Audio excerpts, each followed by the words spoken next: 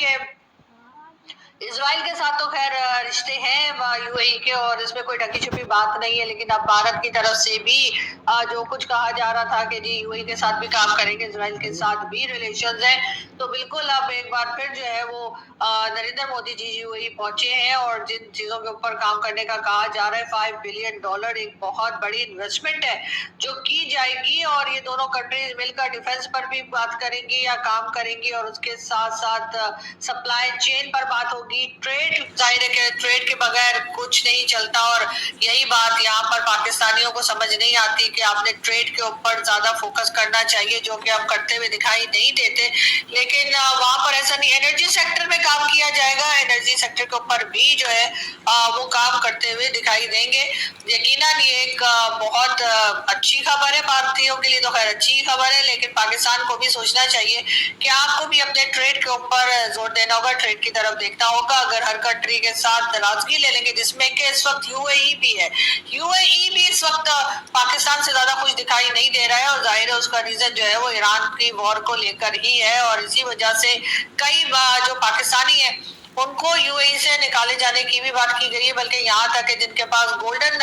या gold passport या इस तरह का जो उनकी एक स्कीम चला करती है, वो वीजा यानी गोल्ड वीजा भी था, उनको भी कहा गया है कि जी आप यहाँ से निकल जाए। एक दो लोगों को, ऐसे लोगों का भी वीजा जो है वो कैंसिल हुआ है, और बहुत से जो लेबर क्लास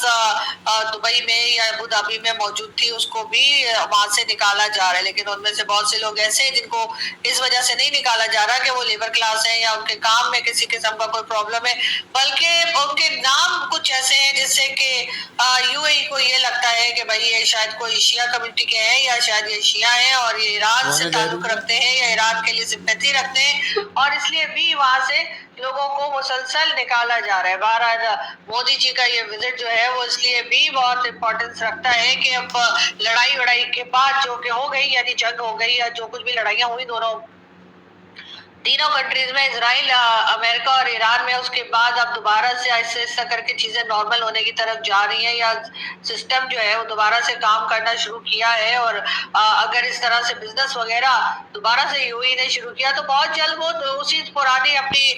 स्टेटस पे आ जाएगा जहां पर के वो पहले था। जहां तक मोदी जी की बात है तो ये तो हमेशा से ही कहा जाता है कि भारत में जो प्राइम मिनिस्टर है वो जाहिर है कि बिजनेस कम्युनिटी से है, गुजरात से उनका ताल्लुक है, तो वो बिजनेस के ऊपर खास फोकस रखते हैं,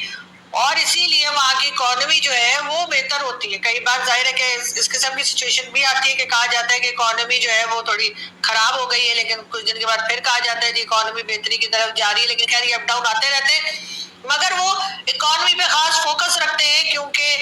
उनका अपना ताल्लुक भी बिजनेस, नवाज शरीफ साहब की गवर्नमेंट थी तो लोगों को यही लगता था कि नवाज शरीफ साहब भी क्योंकि बिजनेस कमेटी से हैं तो इसलिए वो पाकिस्तान की इकोनॉमी को शायद बेहतर कर पाएंगे या बेहतर समझ पाएंगे। बहरहाल ऐसा कुछ बहुत ज्यादा नहीं हो पाया। हेलो गाइस, आपका स्वागत है हमारे इंडियन रिएक्शन चैनल पर। जैसे कि आपको पता है कि नरेंद्र मोदी जी यूएई की दौरे पर है और यूएई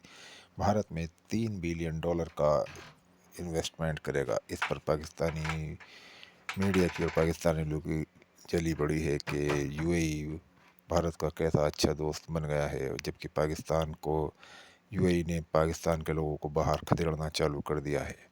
पाकिस्तान के जितने भी कारोबार या लेबर तबका है उन सबको यूएई ने कह दिया है कि आप बाहर जाएं। जिस पे गोल्ड पासपोर्ट है उन्हें भी कह दिया है, गोल्ड वीज़ा है उसे भी कह दिया है कि आप बाहर जाएं, क्योंकि सारे पाकिस्तानियों को यूएई खदेड़ रहा है। जबकि भारत के साथ यूएई के अच्छे संबंध स्थापित हो रहे हैं और भारतीय यूएई में बहुत हैं। अब यूएई भारत में इन्वेस्टमेंट करेगा और कारोबार करेगा, जिससे भारत को बहुत फ़ायदा होगा। इस वीडियो को देखिए।